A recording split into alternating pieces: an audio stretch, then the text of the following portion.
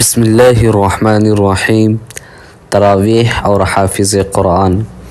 مصلی کا پریشر، 20 رکعتوں کا خیال، اپنی یومیہ منزل کو 20 رکعتوں پر تقسیم کرنا، پارے میں غلطیوں اور متشابہات کا خوف، وقت زیادہ ہونے کی فکر، گلا بیٹھ جانے کا اندیشہ، دن کو منزل یاد کرنے اور سنانے کی تیاری، افطاری میں بہت کم کھانا، قرآن مکمل ہونے تک مسلسل فکر۔ حقیقت یہ وہ باتیں ہیں جو صرف حافظ بھگت رہا ہوتا ہے۔ مقتدی ان پریشانیوں سے ناآشنا ہوتے ہیں، لیکن تراویح کے بعد بڑے مزے سے آ کر کہتے ہیں، حافظ صاحب آج 2-3 غلطیاں آ گئی۔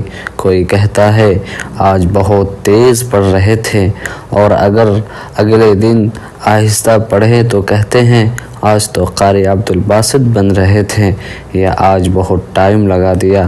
خدارا ایسی باتوں سے اجتناب کرے۔